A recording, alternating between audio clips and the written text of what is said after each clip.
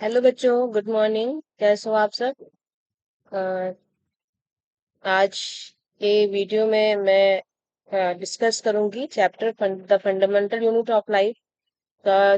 पहला वीडियो आपको मिल चुका है, जिसमें हमने सेल के बारे में डिस्कस किया था, उसकी डिस्कवरी के बारे में डिस्कस किया था और सेल थ्योरी के बारे में डिस्कस किया था और उसके शेप एंड साइज के बारे में, सेल के शेप एंड साइज के बारे में डिस्कस किया था।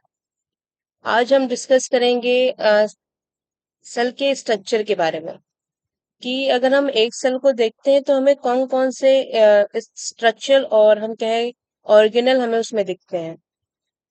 ठीक है। तो लाइन बाय लाइन एक्सप्लेनेशन जैसे कि पहले भी मैंने किया था। अ, आज का टॉपिक है what is cell made up of, या फिर हम ऐसे भी कह सकते हैं इसी को, what is the structural organisation of a cell.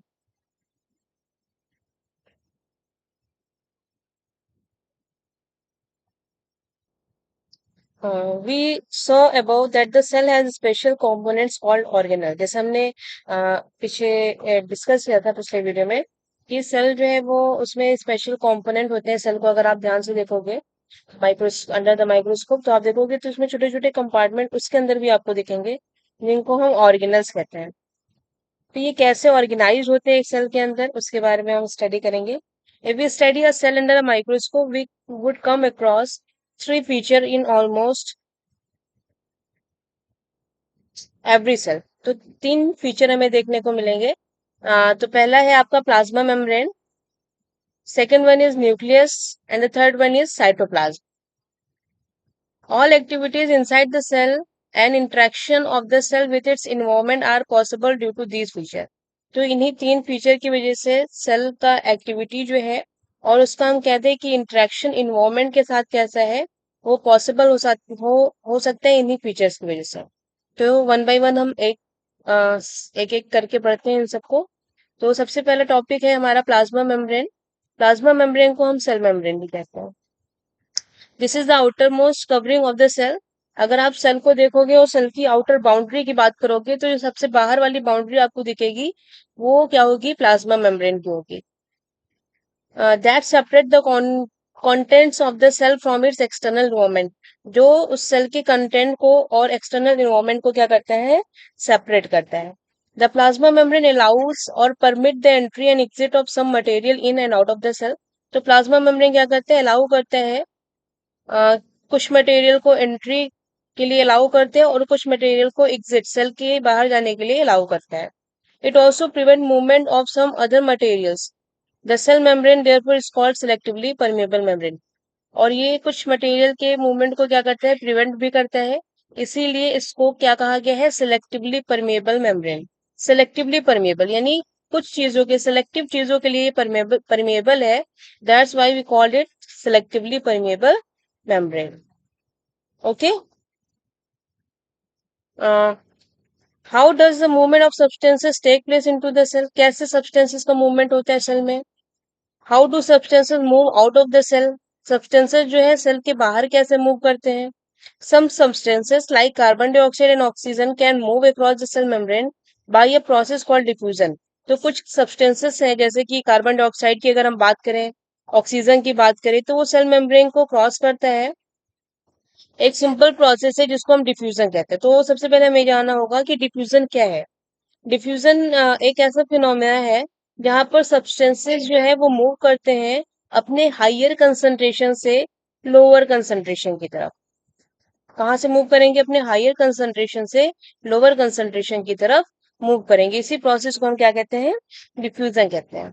We have studied the process of diffusion in earlier chapters. We saw that there is spontaneous movement of substance from a region of high concentration region से to a region where it is low in concentration. Sometimes something similar to this happens in the cell when, for example, some substance like carbon dioxide accumulates in high concentration inside the cell. In the cell's external environment, the concentration of carbon dioxide is low. तो बाहर के environment में carbon dioxide का concentration low है as comparison to inside of the cell. So as soon as there is a difference in concentration of carbon dioxide inside and outside of the cell, carbon dioxide move out of the cell. तो जब तक ये आपका जो difference है concentration का वो same नहीं होगा, तब तक क्या होगा, जहां पर कार्बन डाइऑक्साइड का कंसंट्रेशन ज्यादा है और यहाँ पर कहाँ पर जाते हैं, सेल के अंदर कार्बन डाइऑक्साइड का कंसंट्रेशन क्या है, ज्यादा है, तो वहां से सेल के बाहर जो है कार्बन डाइऑक्साइड का मूवमेंट होगा। Okay, from a region of high concentration to a region of low concentration outside the cell by a process of diffusion. Similarly, oxygen enters the cell by a process of diffusion when the level of or concentration of carbon dioxide, oxygen inside the cell decreases. जब cell के अंदर oxygen का concentration decrease हो जाता है, तो oxygen जो है वो बाहर से सेल के अंदर क्या करता है, इंटर करता है। तो वो सेल के अंदर उसका कंसंट्रेशन कम है और बाहर कंसंट्रेशन ज्यादा है, तो यहाँ पर भी जो प्रोसेस होगा उसको हम क्या कहेंगे, डिफ्यूजन कहेंगे। Thus, diffusion play an important role in gases exchange between the cell as well as the cell and its in external environment. तो हम ऐसा भी कह सकते हैं कि डिफ्यूजन जो है वो इम्पोर्टेंट रोल प्ले करता है गैसेज एक्सचेंज में। ठीक है, दो सेल के बीच में गैसेज एक्सचेंज में भी इम्पोर्टेंट रोल प्ले करता है, और सेल और उस और इन्वायरमेंट के बीच में भी डिफ्यूजन जो है वो इम्पोर्टेंट रोल प्ले करता है। Water also obey the law of diffusion. अगर हम वाटर की बात करें तो वो भी लॉ ऑफ डिफ्यूजन को फॉलो करता है। The movement of water molecules through such a selectively permeable membrane is called osmosis। जब डिफ्यूजन, वाटर का डिफ्यूजन होता है सेलेक्टिवली परमेबल मेम्ब्रेन से, यानी सेलेक्टिवली परमेबल मेम्ब्रेन कौन सा मेम्ब्रेन है, यहाँ पर हम किसकी बात कर रहे हैं, प्लाज्मा मेम्ब्रेन की। तो जब सेलेक्टिवली परमेबल मेम्ब्रेन से वाटर का मूवमेंट होता है उसके हाई कंसंट्रेशन से, वाटर जहां पर हाई कंसंट्रेशन है वहां से वाटर के लो कंसंट्रेशन की तरफ, तो इस प्रोसेस को हम क्या कहते हैं, ऑस्मोसिस। क्या कहते हैं हम, ऑस्मोसिस कहते हैं। ठीक है, the movement of water across the plasma membrane is also affected by the amount of substances dissolve in it.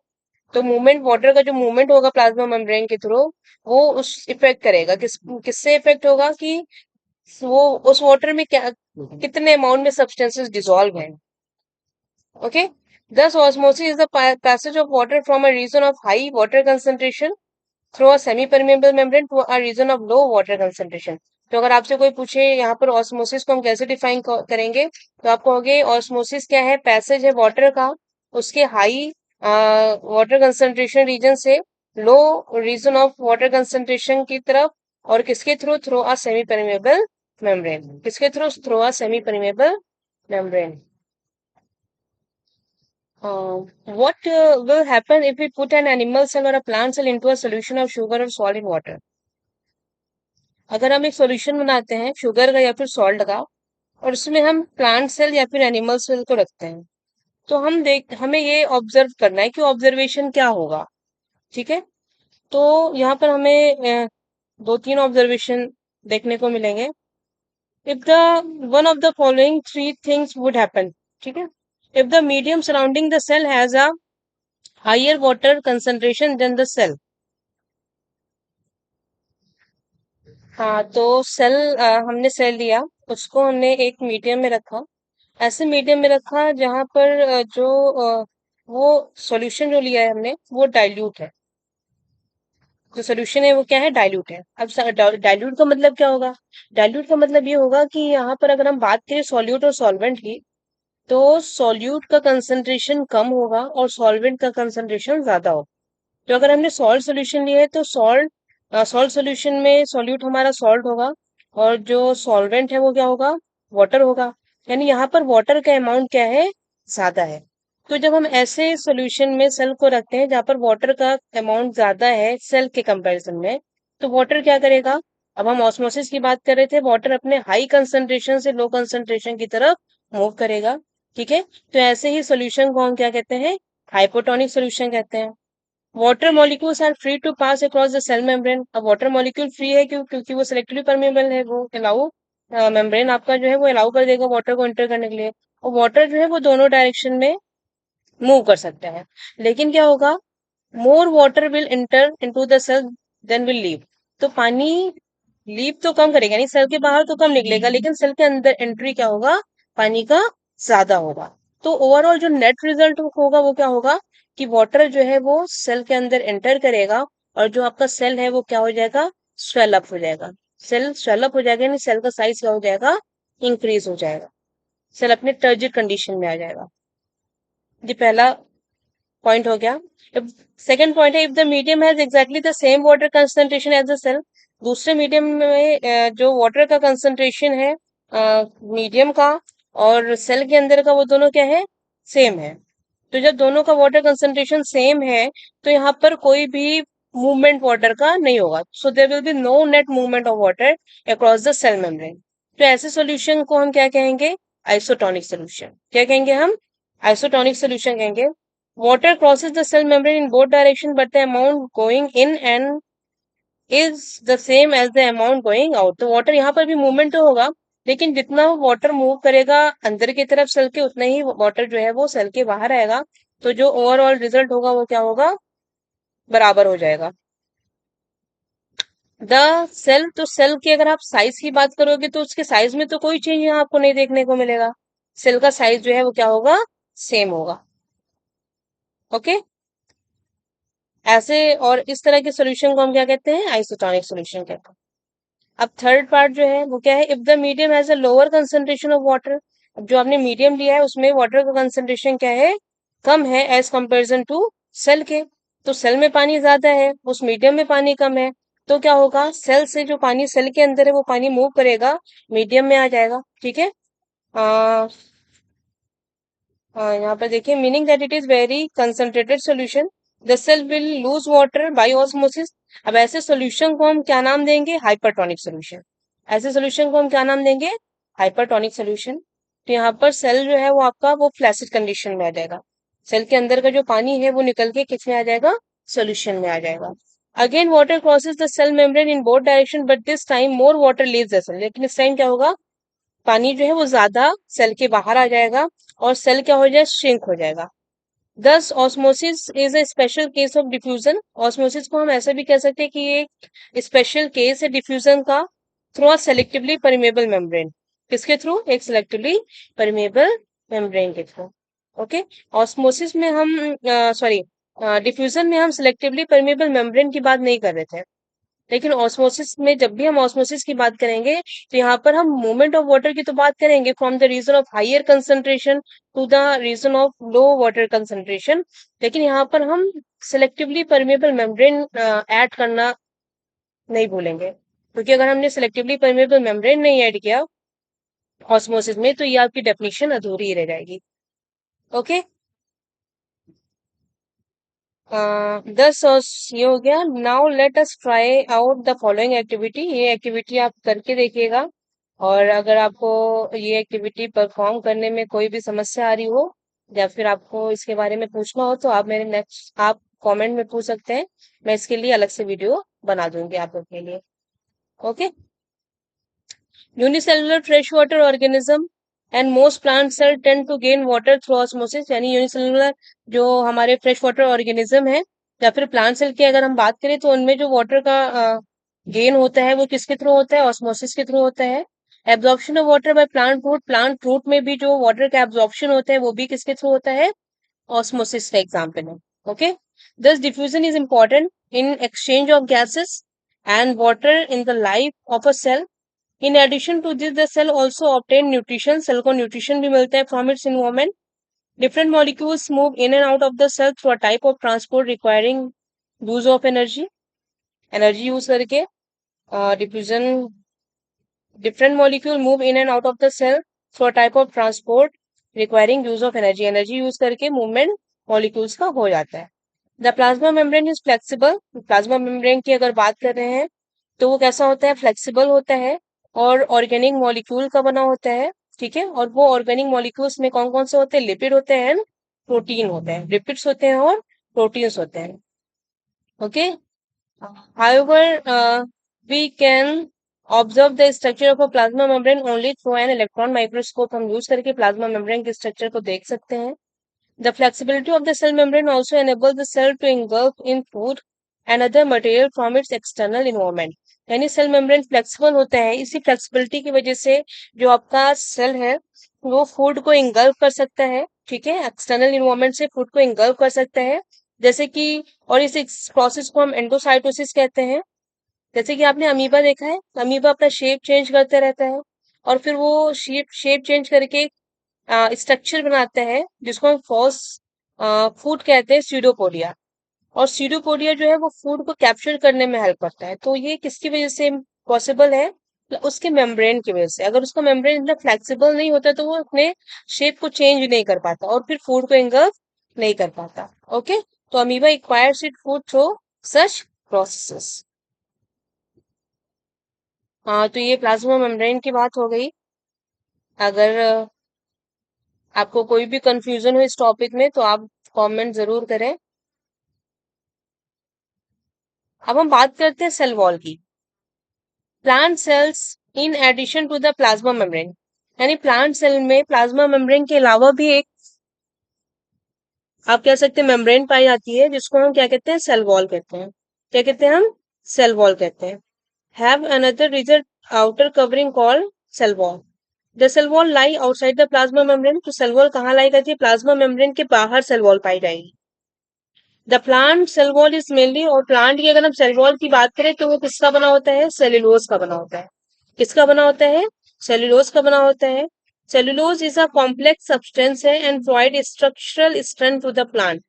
और सेल्यूलोज प्लांट को क्या प्रोवाइड करता है? स्ट्रक्चरल स्ट्रेंथ प्रोवाइड करता है प्लांट को। जैसे हम लोगों में बोन होता है जो स्ट्रक्चरल सपोर्ट प्रोवाइड करता है, प्लांट में ऐसा कोई बोन टाइप का कोई स्ट्रक्चर तो पाया नहीं जाता है। तो फिर उसको भी वो स्टैंड करता है। आप देखते हो तेज हवाएं चलती है फिर भी वो उसको बेयर करता है। तो उसके लिए उसमें जो है उसके सेल वॉल में क्या पाया जाता है? सेलुलोज पाया जाता है, जो कि उसको स्ट्रेंथ प्रोवाइड करता है, स्ट्रक्चरल स्ट्रेंथ प्रोवाइड करता है प्लांट को। Okay, when a living plant cell loses water through osmosis, there is shrinkage और contraction of the content and the cell content of the cell away from the cell wall. जब cell जो है वो अपने water को loss कर देता है ऑस्मोसिस के थ्रू, तो उसका जो श्रिंकेज होता है, ठीक है, और कॉन्ट्रैक्शन होता है, जो सेल के अंदर के कंटेंट है उनका कॉन्ट्रैक्शन होता है। सेल वॉल से वो चीजें कॉन्ट्रैक्ट होकर बीच में आ जाती हैं, और इस फिनोमिना को हम क्या कहते हैं? प्लाज्मोलिसिस कहते हैं।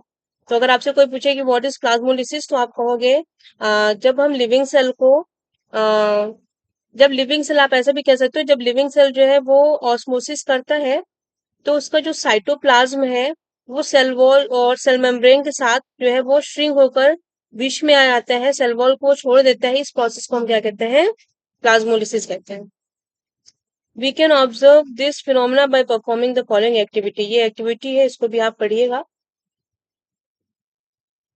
तो यहाँ पर चलिए मैं खुद ही बता देती हूँ आपको। Mount the peel of a rio leaf in water on a slide and examine cell under the high power of microscope. Note the small green granules called chloroplast. आपको क्लोरोप्लास्ट दिखेगा, ग्रीन ग्रेन्यूल होगा जिसमें कि chlorophyll present पाया जाता है, chlorophyll pigment पाया जाता है। They contain a green substance called chlorophyll. Okay, put a strong solution of sugar और salt on the mounted leaf. उस पे आपको क्या, जो आपने स्लाइड पे लीफ रखा है उस पे आपको स्ट्रॉन्ग सोल्यूशन डालना है, कुछ टाइम के लिए उसको ऐसे ही छोड़ देना है, फिर आपको देखना है। Now place some rhoeo leaves in boiling water for a few minute. Boiling water में भी कुछ देर के लिए रखना है। This kill the cell.